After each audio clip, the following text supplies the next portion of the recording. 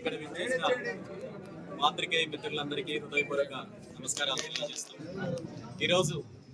ఒంగోలులో ఏర్పాటు చేసిన ఆత్మీయ సమావేశానికి నన్ను ఆహ్వానించిన బీసీవై పార్టీ నాయకులు, కార్యకర్తలు, అభిమానులు, పార్టీ కుటుంబ సభ్యులందరికీ కూడా ధన్యవాదాలు తెలియజేస్తూ, విజయవాడతో పాటు మిగిలిన ప్రాంతాల్లో ఉన్న కార్యక్రమాలకు హాజరవ్వడానికి వెళ్తూ మార్గ మధ్యలో ఈరోజు ఉమ్మడి ప్రకాశం జిల్లా, నెల్లూరు జిల్లాకు సంబంధించిన పార్టీ నాయకులు, కార్యకర్తలతో ఏర్పాటు చేసిన ఈరోజు రాష్ట్రంలో ఉన్న పరిస్థితులు మనం చూస్తున్నాము. రాష్ట్రంలో తెలుగుదేశం పార్టీ ప్రభుత్వ పనితీరు చూస్తున్నాము. తెలుగుదేశం పార్టీ అధికారంలోకి వచ్చిన తర్వాత, ముఖ్యమంత్రి చంద్రబాబు నాయుడు గారు బాధ్యతలు స్వీకరించిన తర్వాత ఈ పదవీ కాలంలో ఏ ఒక్క వర్గానికి న్యాయం చేయకపోగా తనిచ్చిన హామీలను పూర్తి స్థాయిలో తుంగలో తొక్కి తన కొడుకుని ఈ రాష్ట్రాన్ని దోపిడీ చేయడానికి ఏర్పాటు చేసిన అవినీతి అనే ఒక ప్రైవేట్ లిమిటెడ్ కంపెనీకి సీఈఓగా నియమించి అన్ని మార్గాల ద్వారా, తనకున్న మార్గాలన్నింటి ద్వారా దోపిడీ చేసే ప్రయత్నము, అవినీతి చేసే ప్రయత్నం చేస్తున్నారు తప్ప ఈ రాష్ట్రంలో రైతులకు గాని, యువతకు గాని, ఉద్యోగస్తులకు నిరుద్యోగ సమస్య తీర్చడంలో కానీ పూర్తిగా తెలుగుదేశం పార్టీ ప్రభుత్వము విఫలమైందనే చెప్పాలి. అన్ని రకాలుగా ప్రభుత్వము అధికారాన్ని అడ్డం పెట్టుకుని దోపిడీ చేస్తుంటే, తను ఇచ్చిన హామీలను నెరవేర్చకుంటుంటే, బీసీలకు ఇచ్చిన హామీలు కానీ, యువతకు ఇచ్చిన హామీలు కానీ, అదేవిధంగా రైతులకు సంబంధించిన అంశాలు కానీ పూర్తి స్థాయిలో ప్రభుత్వం విస్మరించి రాష్ట్రాన్ని, రాష్ట్ర సంపదని లూటీ చేస్తుంటే ప్రశ్నించాల్సిన ప్రతిపక్ష పార్టీ ఈరోజు పూర్తిగా విఫలమయ్యి, ఎప్పుడో నెలకో 2 నెలలకో ఒక్కసారి మీడియా ముందుకు వచ్చి మాజీ ముఖ్యమంత్రి జగన్మోహన్ రెడ్డి గారు తన చరిత్ర, తన తండ్రుల చరిత్ర, తన తాతల చరిత్ర చెప్పి రాష్ట్రాన్ని, రాష్ట్ర ప్రజలను తప్పుదారి పట్టించి ఈ రాష్ట్రంలో ఒక 2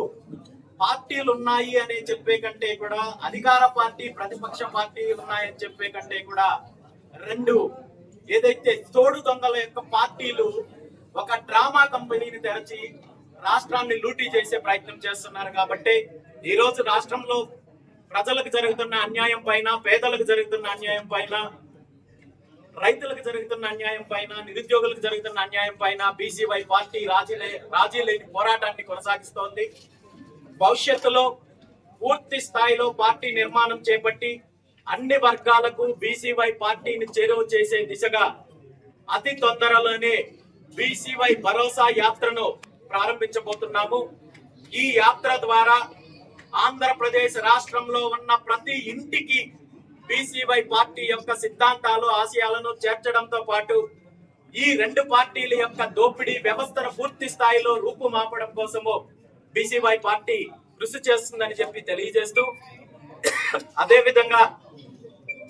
వచ్చే స్థానిక సంస్థల ఎన్నికలను